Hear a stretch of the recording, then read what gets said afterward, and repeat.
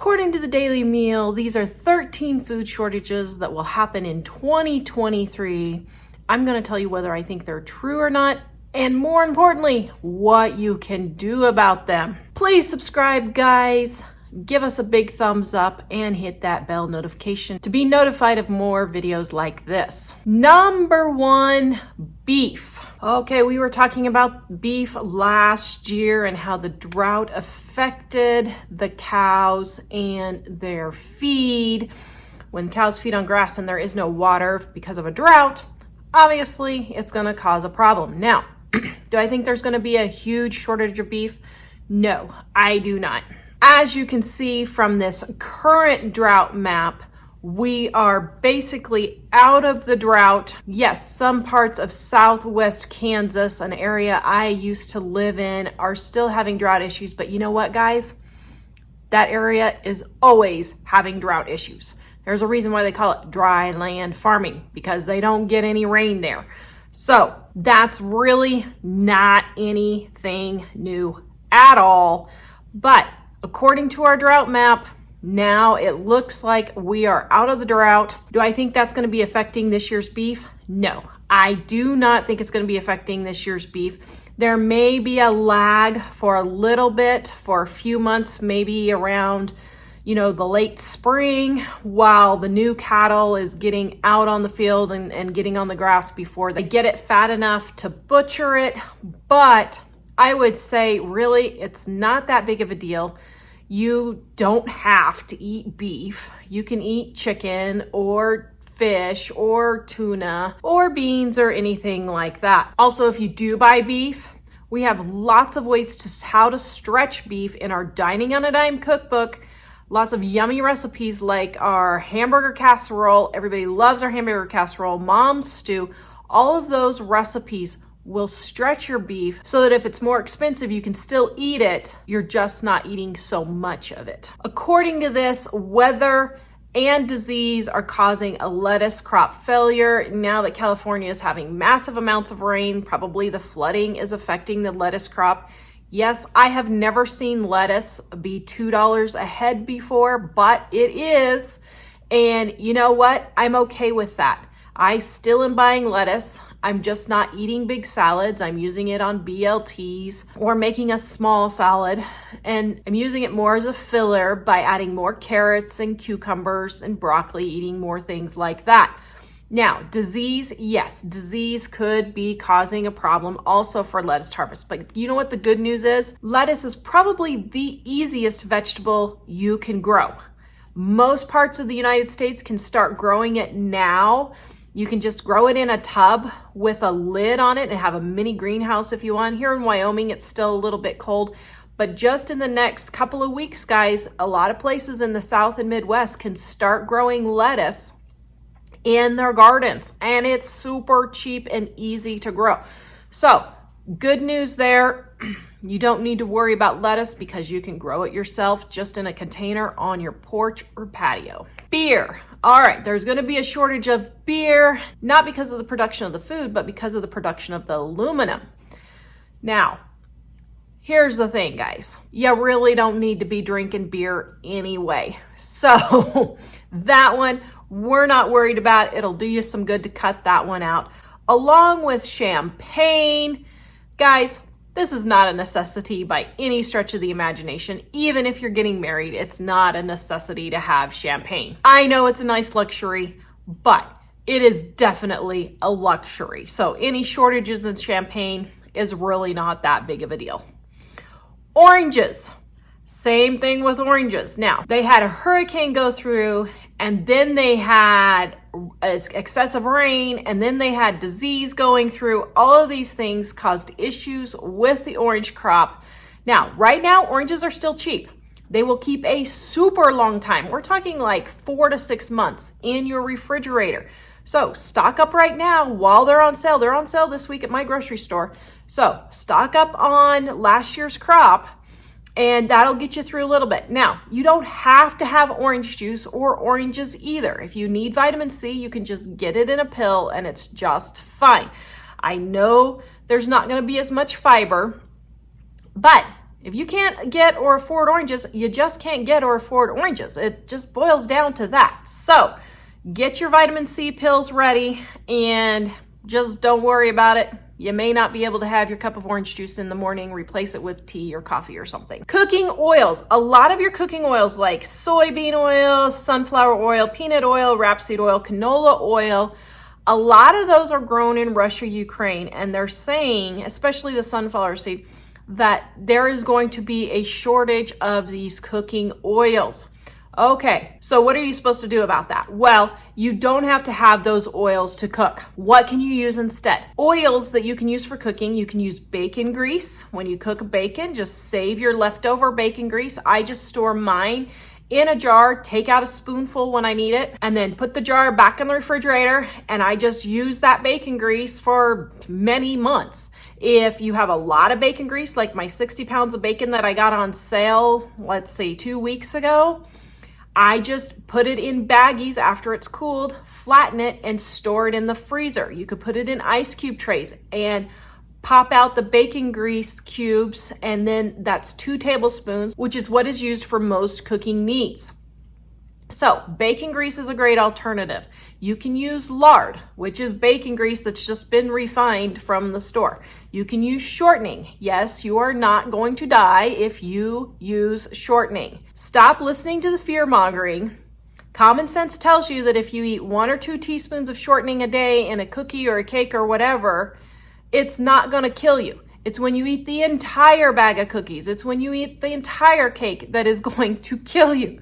So you need to have some self-control in your eating. Changing to bad oils isn't going to kill you. It's the amount of food that you are eating that is going to kill you. So just use some of those other oils. If butter or olive oil is available, you can use those. Although the next one is a butter shortage. Apparently there's a labor shortage in the field of dairy production, and so they're having issues getting cream made into butter because of labor shortages, according to this. So butter may or may not be available. That's when you may have to use things like your bacon grease. Corn. The corn crop is down 9% from last year. According to this, it says, this could very well and logically mean a dearth of corn and corn-based products. That's just a fancy way of saying a shortage of corn-based products. Now, do I think this is going to happen? No, I don't. 9% is nothing. That is a normal fluctuation in crops from year to year. So I really don't think that a 9% decrease in corn is going to hurt anything. Might make your prices go up a little bit. But in the big scheme of things, 9% is not really that big of a deal. Eggs, apparently the reason why eggs are so expensive right now is because of the bird flu, and they had to kill a bunch of eggs because of the bird flu. Okay, well, that's just life. You're gonna have to pay more for eggs, but guys, listen, you holler about the price of eggs, but you could buy 18 eggs right now for $9, which is the same price as a latte at Starbucks.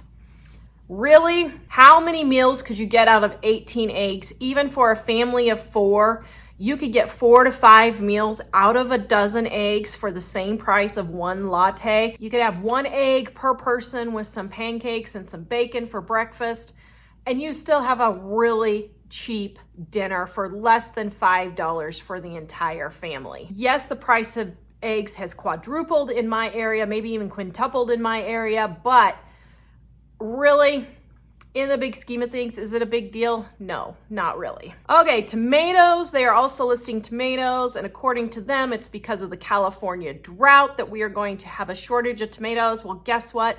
As I showed earlier, that drought is gone now. So I really wouldn't worry about a shortage of tomatoes come September, October 2023. Maybe there could still be some sort of natural disaster, but that's just the way things go. What can you use in place of tomatoes? Well, get a bucket and grow your own tomatoes. You just need 1 or 2 tomato plants and you have enough tomatoes to supply for your family.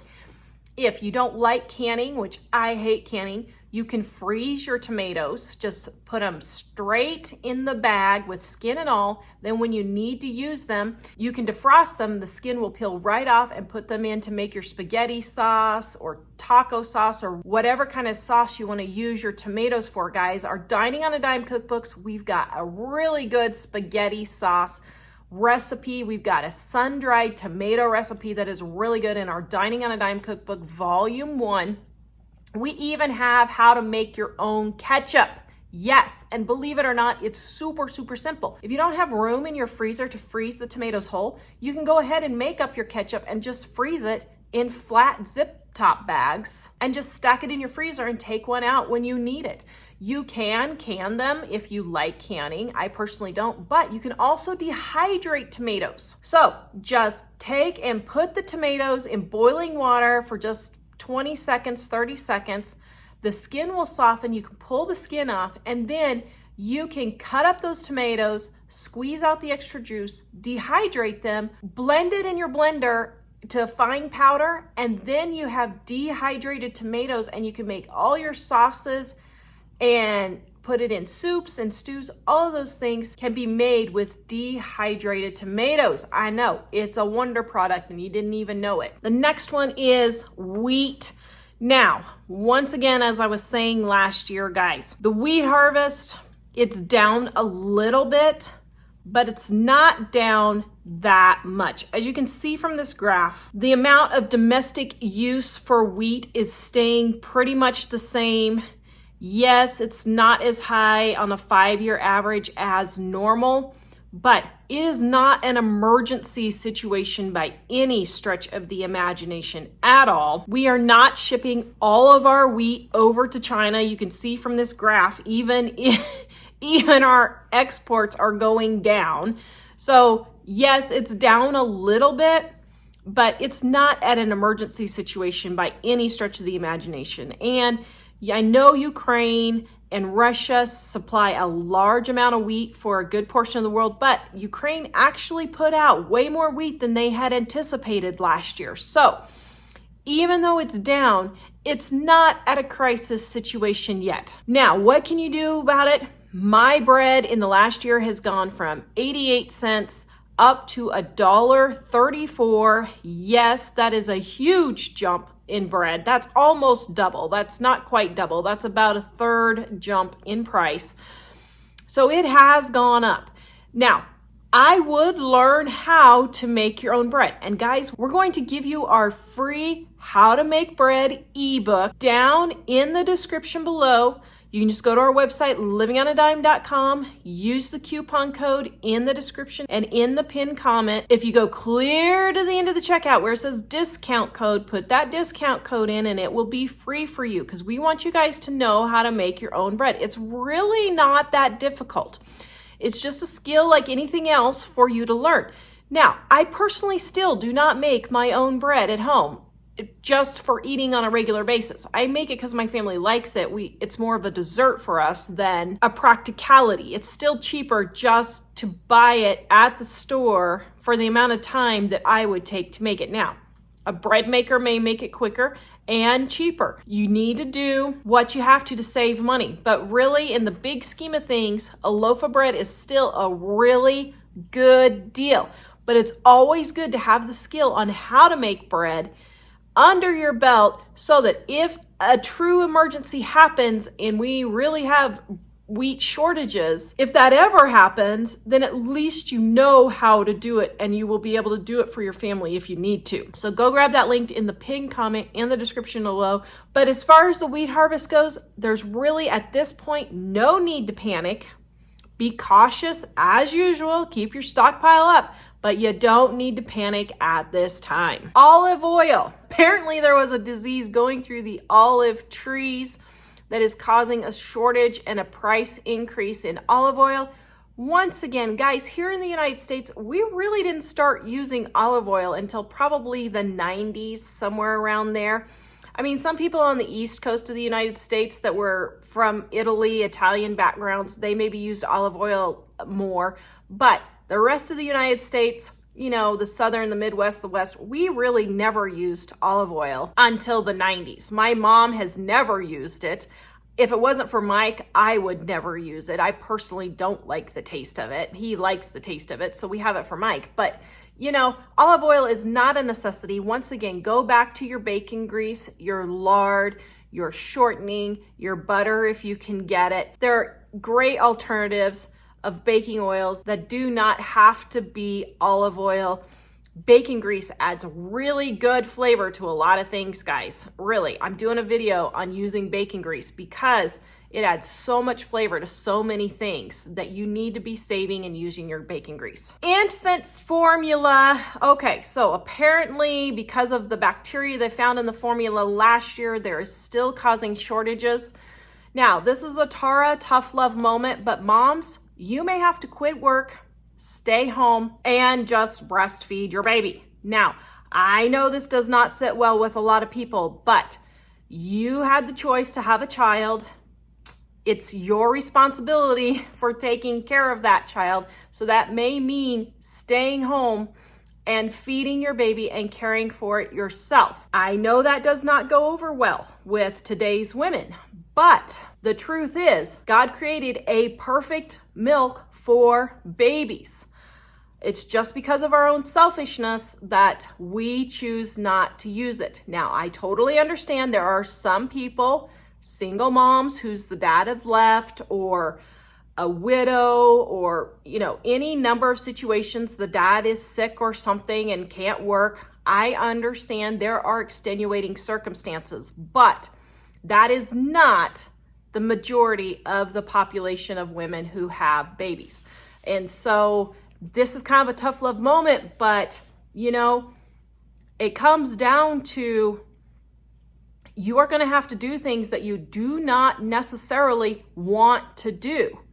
Well, staying at home with your kids and feeding them yourself and taking care of them yourself may have to be something that you have to do. So while infant formula is a necessity for some people, it is not a necessity for the majority of people. Now, what do you do if you can't get it? Well, there's always alternatives. Of course, talk to your doctor. We didn't really have formula until like the 70s or 80s. It's actually a fairly recent new thing.